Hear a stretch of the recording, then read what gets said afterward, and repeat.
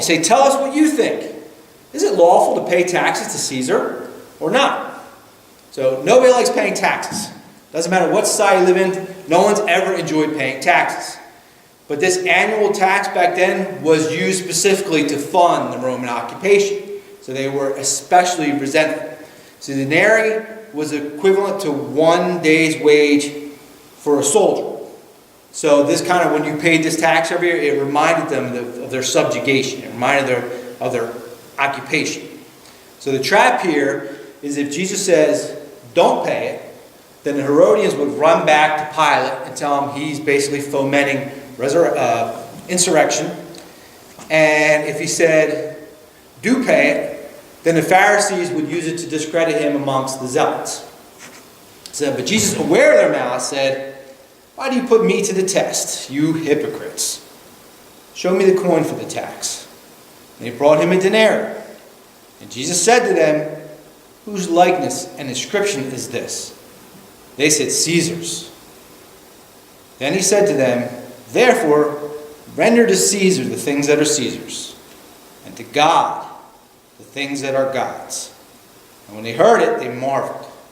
And they left him and went away. Now you can see why these are the answers that demonstrate Jesus' divinity. The profoundness and the authority by the things he says. It just kind of blew people away. The denarii had a picture of Caesar on it, much like our money. It's a constant reminder to the people that, sure, you might hold the money now, you might be able to use it for your advantage, but ultimately, it all belongs to the state.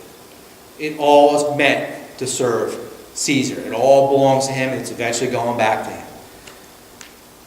We tend to quote that first half all the time. Well, render unto Caesar what's Caesar's. But the whole important part of what Jesus is saying here is really the second half. Because he asks you, whose image is on you? God's. You go to Genesis chapter 1, verses 26 and 27.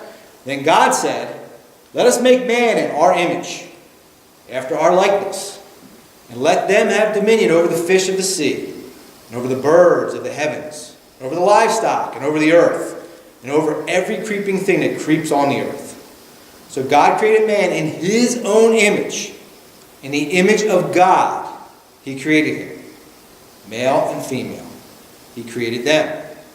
So everything you are, everything you will ever be, belongs to him.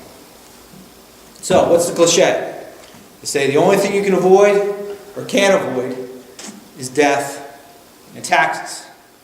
Now we may grumble, we might even cheat a little bit, but inevitably we all pay our taxes. We all, year after year, without any real question, render unto Caesar what is Caesar. We acknowledge the government's authority over us.